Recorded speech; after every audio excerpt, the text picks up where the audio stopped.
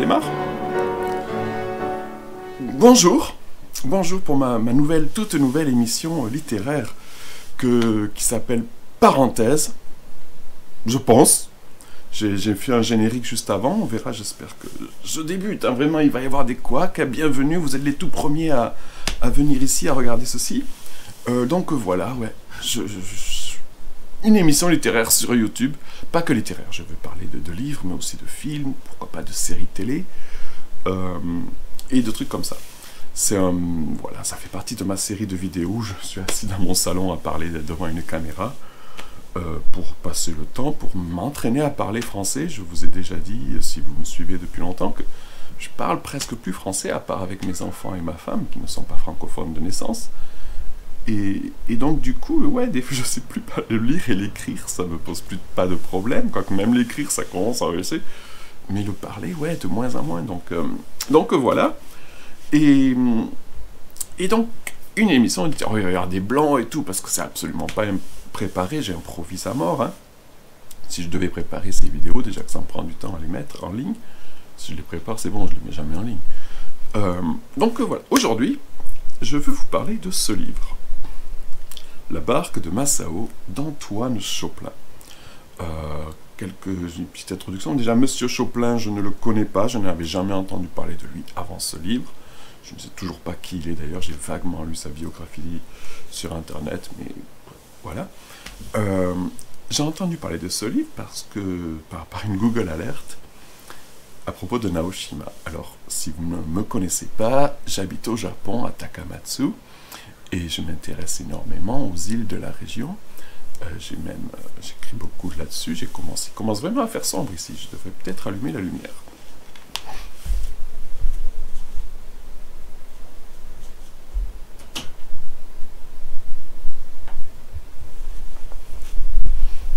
Voilà, ça va mieux, peut-être.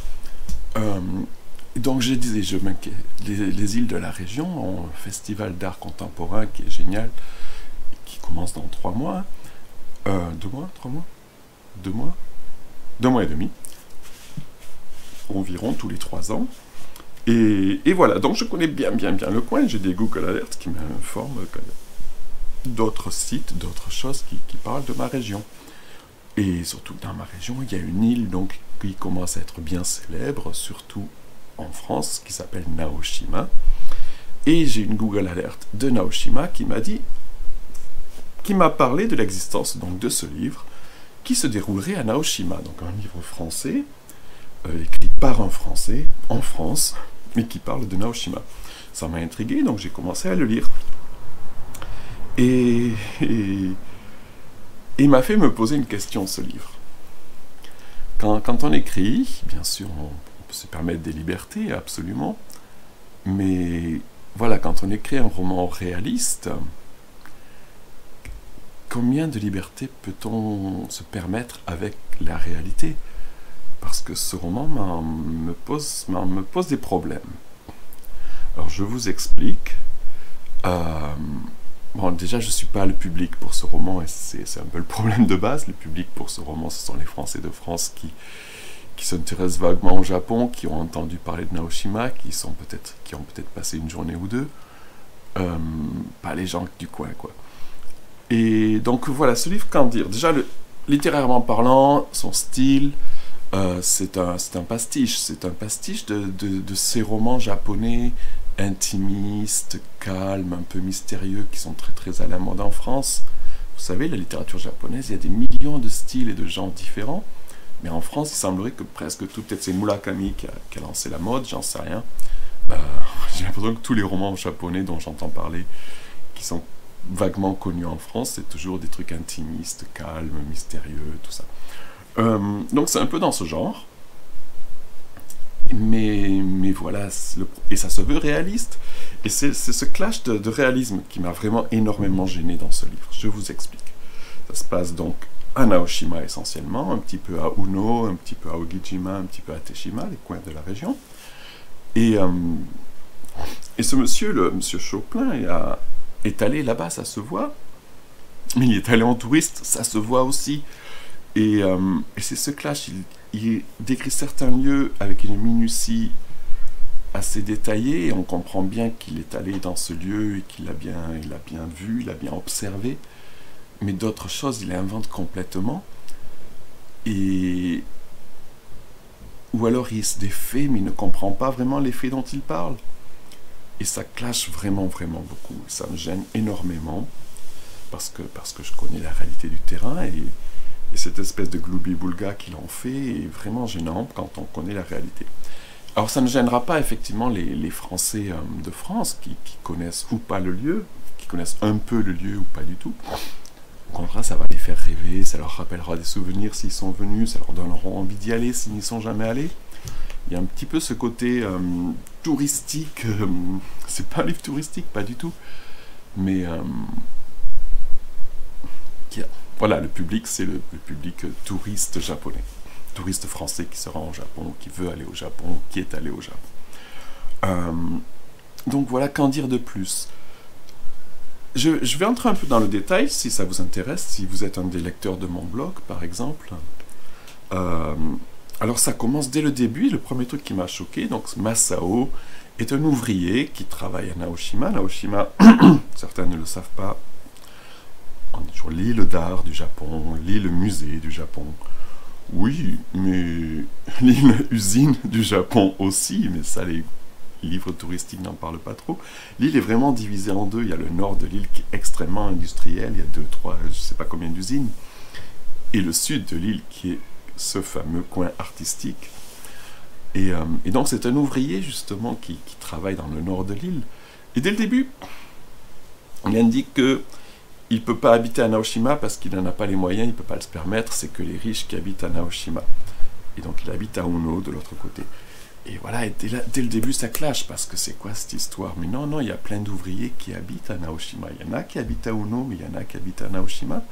De nos jours, en 2025, ça commence à devenir difficile de se procurer une maison sur Naoshima, parce que oui, le lieu est maintenant très célèbre, et il y a pas mal de gens qui viennent de Tokyo ou d'ailleurs qui sont venus s'installer à Naoshima, et il paraîtrait qu'il commence à y avoir un problème de manque d'offres de maisons. Mais dans le même chapitre, il indique le musée d'art de Teshima, l'île d'à côté. Il est en construction au moment du début du roman. Sauf que ce musée, il a ouvert en 2010. Et donc le livre se passe en 2010, 2009. On ne sait pas, il n'y a pas de date. C'est ça, je me dis, est-ce que l'auteur sait même quand est-ce que se passe son livre? Je ne sais pas. Et en 2009-2010, Naoshima n'est pas encore très très célèbre, pas du tout à l'étranger, et même pas énormément au Japon. Et à cette époque-là, il y a encore très peu, voire pratiquement personne qui est venu s'installer sur l'île.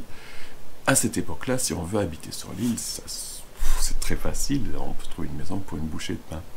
Donc voilà, premier truc bizarre.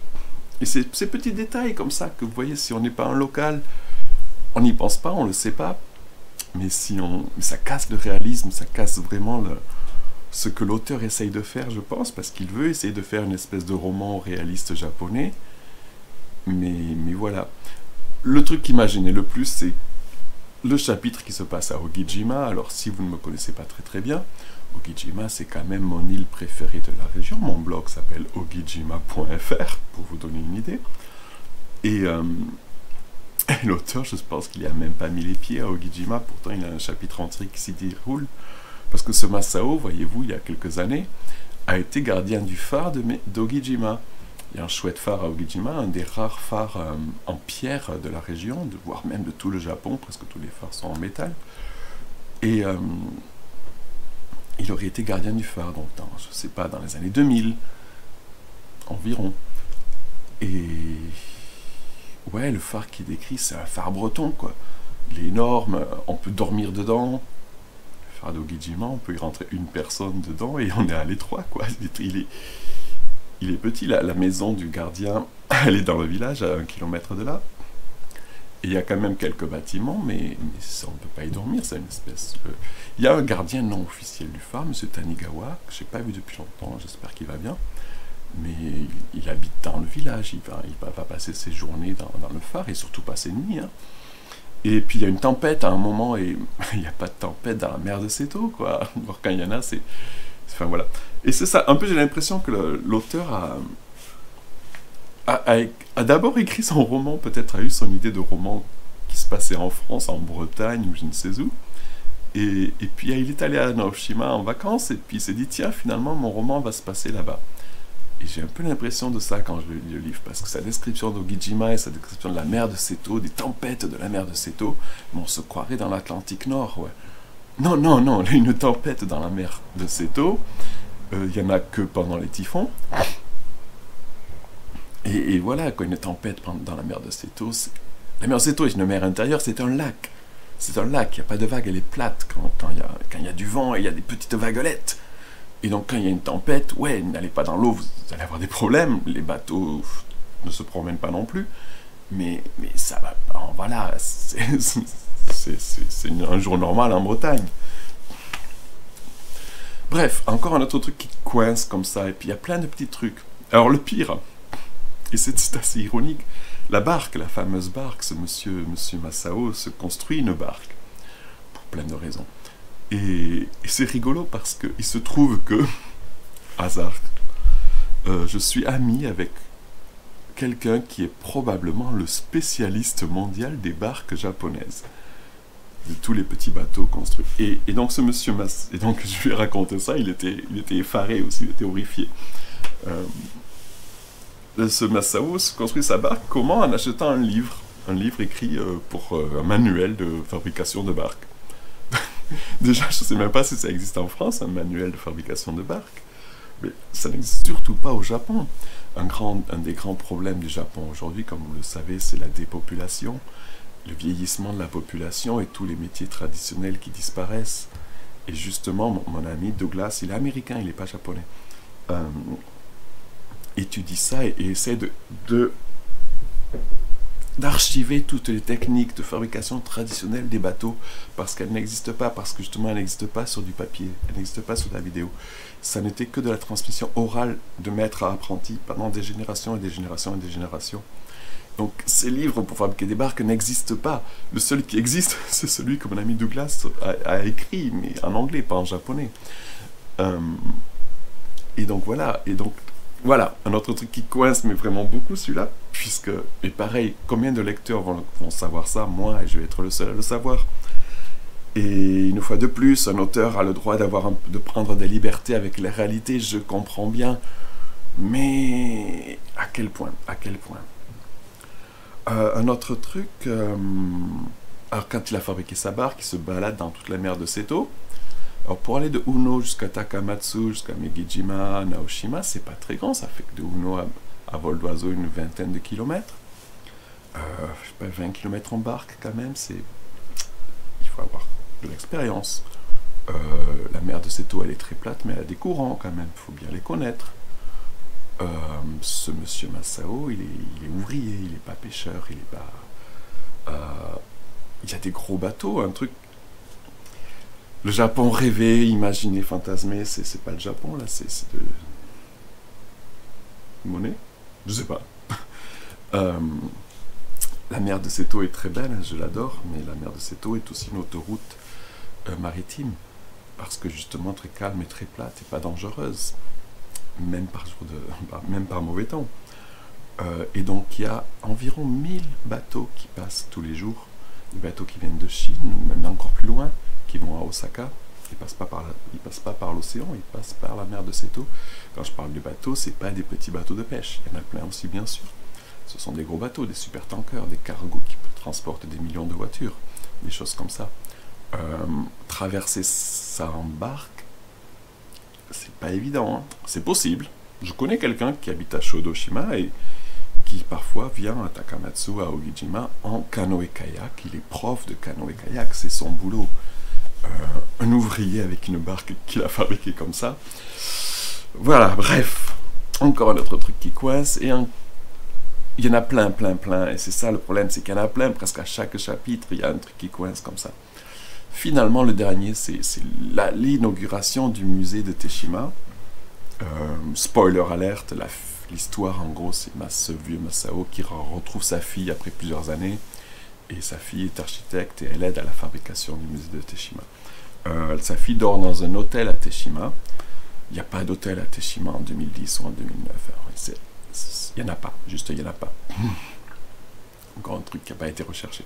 Et voilà, je pense que c'est ça le problème. C'est pas tant que l'auteur prend des libertés avec les réalités, je pense que c'est un manque de recherche, un manque de compréhension. Par exemple, l'auteur nous parle de la pollution de Teshima. Teshima a été devenu célèbre la première fois il y a 20-30 ans quand il a été découvert que l'île avait été extrêmement polluée par une décharge illégale.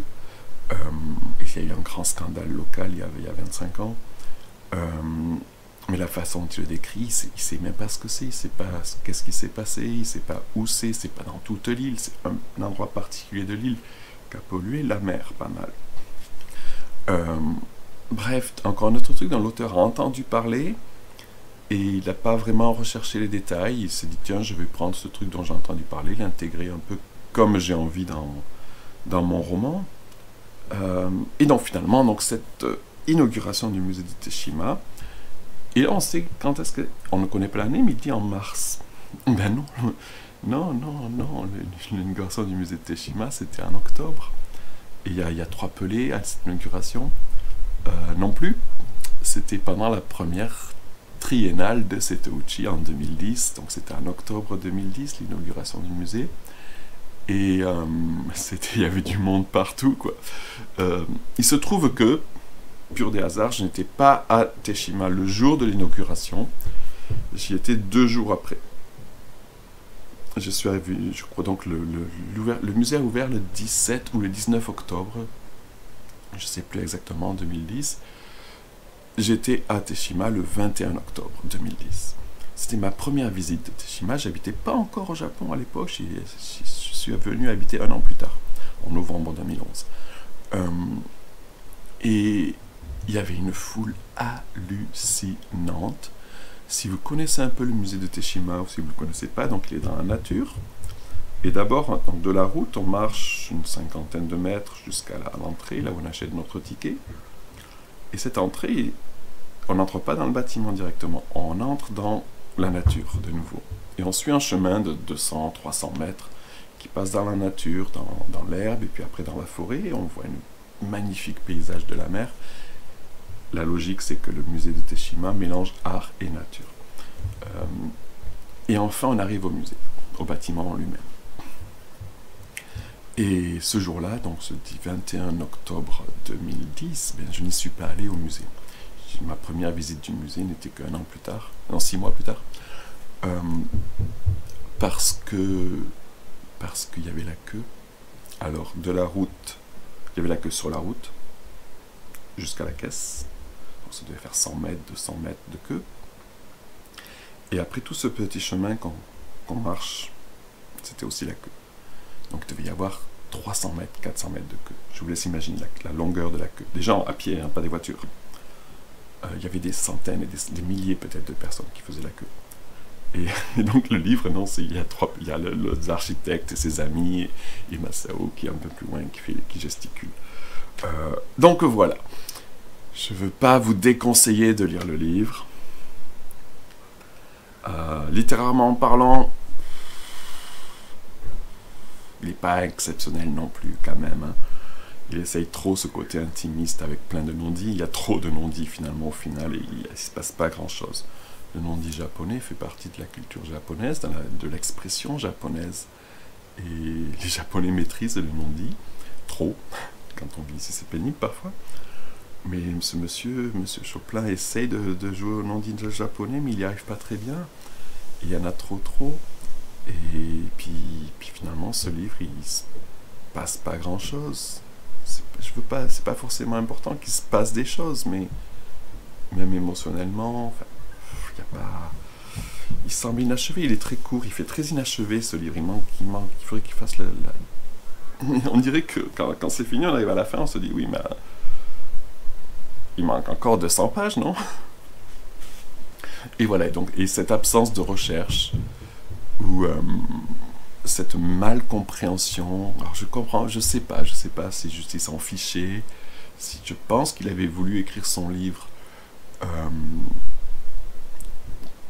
le situer en France, son livre et son voyage au Japon lui a fait dire que, ah ben non, finalement, je vais le faire se dérouler au Japon, et il a tout transposé, donc plein de choses, ça colle pas, il y a des choses très très françaises dans le livre. À un moment, Masao et un collègue s'engueulent. C'est une engueulade assez française, quoi.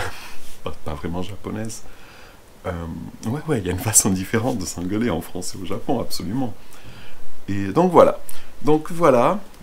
Pour une première émission, j'aurais aimé commencer avec un livre plus intéressant, mais il est intéressant dans ce sens qu'il m'a fait me poser cette question de quelle est la quantité de liberté avec la réalité que l'on peut prendre quand on écrit un livre qui se veut réaliste. Parce qu'il y a des morceaux très réalistes. Quand il décrit, je vous dis, les 2 musées que l'auteur a visités, c'est écrit d'une manière très très très réaliste et qu'on reconnaît exactement ce dont il parle.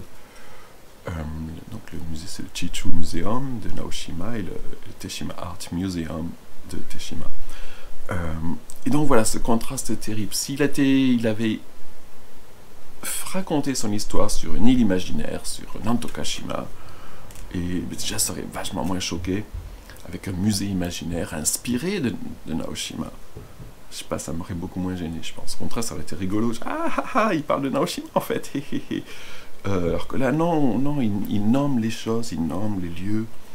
Donc quand tu nommes les lieux, que tu décris certaines parties de ces lieux de manière très très réaliste, et que tu racontes n'importe quoi la page d'après, c'est vachement bizarre.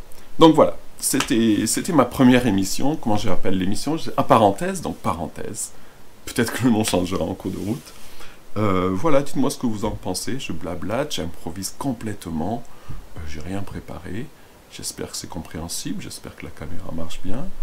Et voilà. Donc voilà, abonnez-vous, commentez. Si vous avez lu le livre, dites-moi ce que vous en pensez du livre et de mon analyse du livre. Si vous n'avez pas lu le livre, dites-moi ce que vous en pensez aussi. Pas du livre dans ce cas de cette vidéo. Voilà, c'est tout pour aujourd'hui. Je vous laisse donc pour une nouvelle vidéo plus tard. Elle viendra quand elle viendra. Je parlerai de ce que je parlerai. À bientôt.